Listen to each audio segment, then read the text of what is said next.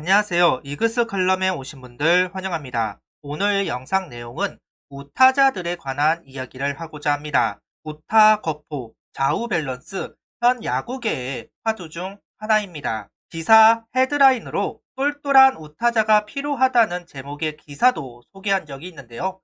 한화 이글스는 어떨까요? 칼럼 시작하죠. 노시안 선수를 다룬 영상에서 소개했었던 이야기가 있습니다. 양적으로 질적으로 우타자들이 부족하다는 이야기를 하는데요. 거기에 LG 트윈스나 키움 히어로즈가 극단적으로 좌타자가 많으면서 좌우 밸런스를 어찌 해결할 것인가 라는 질문도 한 기사가 있었습니다. 이번에 박병호 선수가 KT랑 3년 30억에 계약을 했는데요. 성적이 처참하고 에이징 커브 이야기가 있었지만 나쁘지 않은 계약 규모를 보여주었습니다. 결국 우타자가 부족하다는 부분이 어느 정도 영향을 미친 것이다 볼 수 있을 텐데요. 그만큼 제대로 타격하는 우타자들이 부족하고 심지어 거포는 희소하다는 이야기를 할 수 있을 것 같습니다. 그렇다면 한화 이글스는 어떨까요? 미래는 밝습니다. 하지만 현실은 애매합니다. 한화 이글스는 장종훈, 강석천, 그리고 김태균, 송강민을 이어서 다음 주자들을 찾고 있습니다. 후보 선수들로는 노시안 선수를 비롯해서 변우혁 선수와 김태현 선수가 있고 장은호 선수와 이원석 선수도 1군 무대에 뛸 수 있는 선수들입니다. 2군에서는 장지승 선수와 정민규 선수 그리고 이번에 들어온 유민 선수가 있을 겁니다. 아직 개화를 하지 않아서 후보라고 할 수밖에 없겠지만 그래도 타 팀들과 비교해서는 좀 유리한 면이 있지 않을까 생각을 하고 있습니다. 다양한 스타일의 다양한 장점을 가지고 있는 우타자들이 비교적 많다라고 할 수 있는데요. 이런 부분에서는 미래가 밝습니다. 하지만 앞서도 이야기했듯 아직 개화를 다 하지 못했기 때문에 애매하기는 합니다. 노시안 선수는 이전에 했고 오늘은 김태현 선수와 변우혁 선수를 이야기하려고 합니다. 특히 두 사람이 이번 시즌 해야 할 일이 정말 많습니다. 그만큼 기대하는 바도 큰 선수들입니다. 이번 스프링 캠프에서 가장 궁금해했던 건 바로 김태현 선수를 어떻게 활용할지였습니다. 내야수로 활용할 것이냐, 외야수로 활용할 것이냐 궁금했었는데요. 그 이유는 김태현 선수가 어느 위치에 서 있느냐에 따라서 변우혁 선수의 포지션도 정해질 것이다 생각을 했기 때문입니다. 변우혁 선수가 1루수 지명타자 3루수를 할 수 있는데요.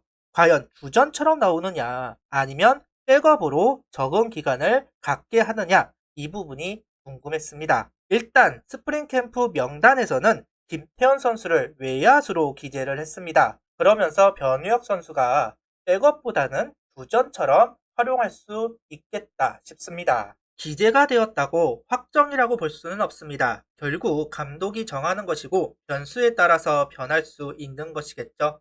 다만 김태현 선수는 이제 주전 야수이므로 한 가지 포지션을 정해주었으면 하는 마음이 있습니다. 포지션을 돌아다니면 아무래도 타격에 영향을 줄 수밖에 없는데요. 21시즌도 보면 하주석, 노시환, 정은원 세 선수의 포지션은 고정이었습니다. 자리가 애매한 선수들만 옮겨 다녔습니다. 이제 스프링 캠프가 시작한 만큼 많은 생각을 하고 결정이 될 거라고 생각을 합니다. 후반기 김태현 선수와 노시안 선수가 보여주었던 시너지는 정말 대단했습니다. 김태현 선수가 나가면 노시안 선수가 해결하는 그림이었죠. 김태현 선수는 21시즌 후반기만 뛰면서 3할을 기록했습니다. 자기 야구가 정립되어야만 가능한 수치일 텐데요. 체력적인 부침이 있어서 힘들었다는 이야기를 하는 김태현 선수. 이번 시즌 체력을 기르겠다 이야기를 했습니다. 아직 김태현 선수가 풀타임을 뛰지 못했기 때문에 이번 시즌도 체력 부침이 있을 가능성이 높은데요. 이 부분을 해결해야겠네요. 요즘 한화 이글스 기사를 보면 두 사람이 양분하는 것을 볼 수가 있었습니다. 한 명은 문동주 선수 이야기였고 다른 한 명은 변우혁 선수 이야기입니다. 저도 변우혁 선수가 어떤 퍼포먼스를 보여줄지 기대가 되고 우려가 되기도 하는데요. 구단도 마찬가지인 것 같습니다. 한 기사에서 변우혁 선수는 그 누구보다도 성실하고 열정이 큰 선수이다. 훈련 양으로만 본다면 팀 내 톱 클래스를 다툴 정도로 정말 열심히 하는 선수이다.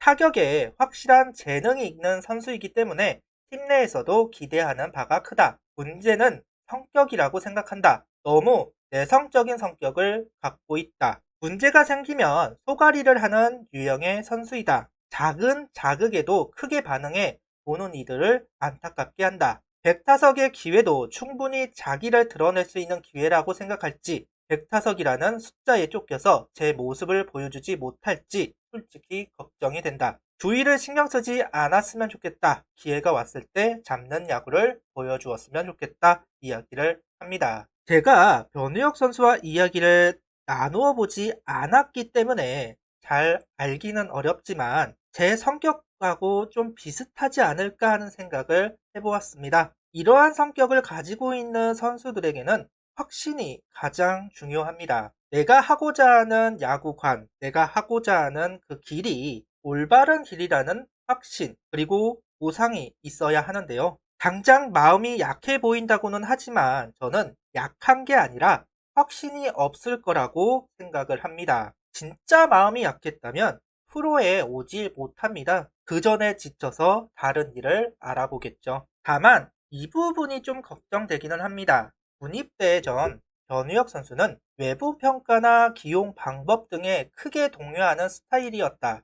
단단해져서 돌아왔기를 기대한다. 이런 면을 알기에 변우혁 선수에게 고전 포지션을 보장해 주려고 하는 것이 아닌가라는 생각을 해보았습니다. 그래서 김태현 선수를 외야수로 발표한 것인가 라는 생각도 해보았습니다. 이러한 부분도 결국은 확신이 없어서 일어난 현상이라고 생각을 합니다. 끊임없이 의심하고 이리 재고 저리 재고 불안감이 있을 것 같기는 하는데요. 제가 변우혁 선수에게 이야기를 할 수 있다면 이렇게 이야기를 하고 싶습니다. 이번 22시즌을 망쳐도 팀이 널 버릴 리가 없으니까 하고 싶은 대로 해라. 1년이 지난 후 평가를 해라. 그럼 답이 보일 거다. 하루가 아니라 한 달이 중요하고 한 달보다 1년이 중요하다. 시야를 넓히면 좋겠다. 제가 학교를 다닐 때 선생님에게 들었던 이야기입니다. 너는 멀리 볼수록 성공을 할 거라고. 처음에는 이해가 잘 안 됐었는데 제가 나이를 먹으면 먹을수록 이 이야기가 와 닿더라고요.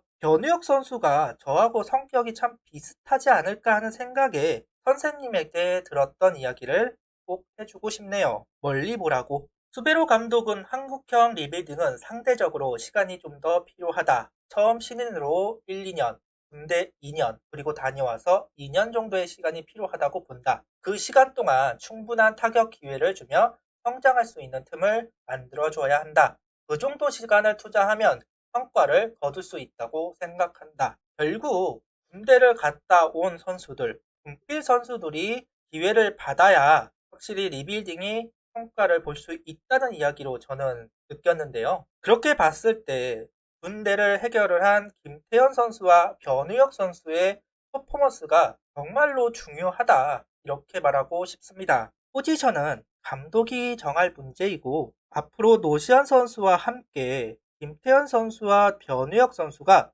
견제를 분산시킬 수만 있다면 충분히 새로운 다이너마이트를 만들 수 있지 않을까. 저도 그렇게 생각하고 많은 분들이 그렇게 생각을 할 겁니다. 당장의 성과를 내기가 어렵겠지만 그래도 희망이 있다라는 것은 분명 긍정적인 부분이라고 할 수 있을 겁니다. 이번 시즌 그 이후를 더 생각을 한다면 확실히 두 선수가 잘해주기만을 바라야겠네요. 구독, 좋아요, 알림 설정 부탁드리며 영상을 봐주셔서 감사합니다.